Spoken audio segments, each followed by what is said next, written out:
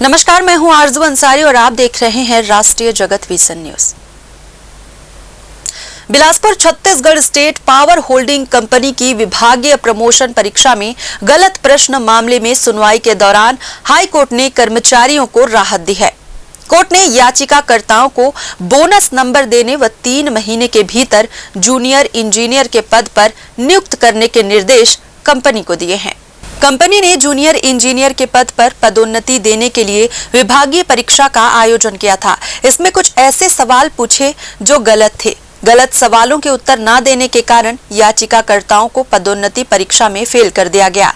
दिनेश कुमार चंद्रा व कुछ अन्य ने हाई कोर्ट में याचिका दायर कर बताया कि परीक्षा के दौरान जो प्रश्न पत्र होल्डिंग कंपनी ने परीक्षा हॉल में बांटे थे, उसमें 10 सवाल ऐसे थे जिनका उत्तर देने के लिए दिए गए ऑप्शन में गड़बड़ी थी। वैकल्पिक प्रश्न पूछने के बाद विकल्प के रूप में 5 सवाल दिए थे, लेकिन उत्तर लिखने के लिए 5 की जगह 4 विकल्प छोड़े थे। परीक्षार्थियों को लगा कि विकल्प के लिए जो जगह तय की गई है वह गलत है।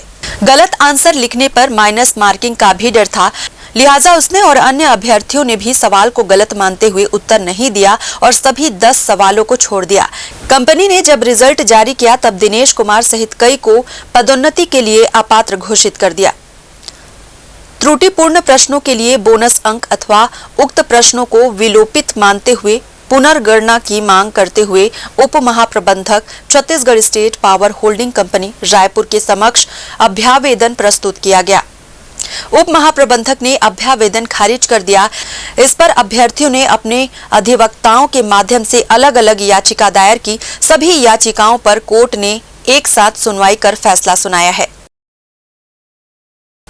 फिलहाल इस खबर में बस इतना ही। देश प्रदेश की खबरों से अपडेटेड रहने के लिए हमारे चैनल को सब्सक्राइब करें और नए खबरों के नोटिफिकेशन के लिए बेल आइकन को जरूर दबाएं। नमस्कार।